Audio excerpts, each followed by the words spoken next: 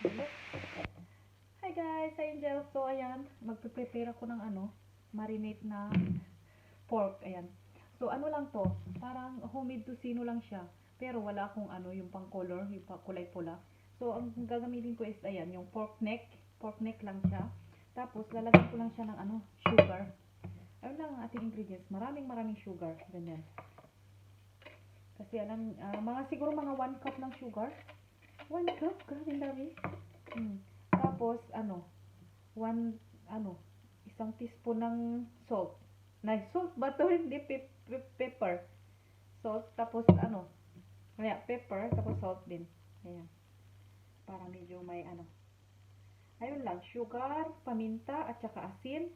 At syempre, hindi mawala ang ating, ano nga to, bitlog pulba.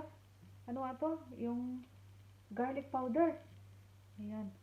Pwede naman kung gusto nyo guys, pwede kayong gumamit ng ng fresh na garlic. Ayan, mga 1 teaspoon din.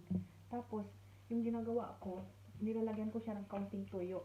Kasi yung toyo, parang nakakaano siya, nakakadagdag ng lambot. Ayan, konti lang kasi masyado na siyang maalat kapag marami. So, hindi, ayan lang. Tapos, imamarinate ko lang siya ng mga ilang oras, ilang araw, mga ayan, ganyan, mga ilang oras o kaya mas maganda 24 hours. Pero dahil ito nga hindi ko kakainin sa sa breakfast kundi dinner tonight. Kasi nga gusto ng ito yung paborito ng anak kong lalaki, tocino, homemade tocino. So pag gumagawa ako, ang ginagamit kong meat laging pork lang kasi masarap yung pork eh. Never ko pa na-try yung chicken.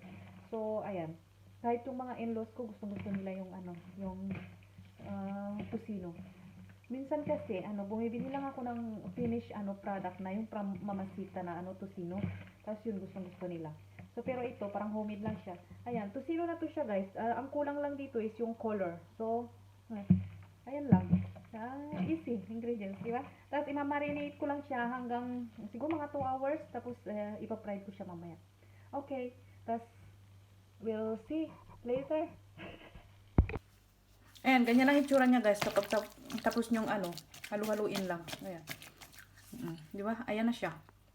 Tapos, imamarinate lang natin siya ng mga 2 to 3 hours. Ayan guys, ipiprito ko na yung yung ginawa nating homemade tocino kanina.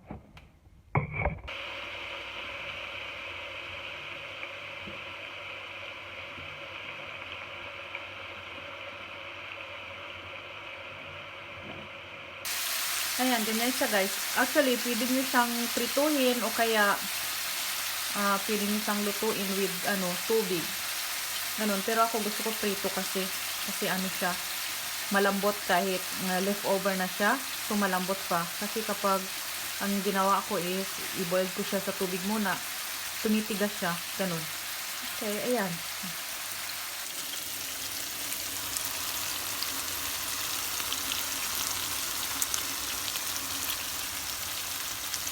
Ayan, seryoso ang mother nyo sa pagpiprito.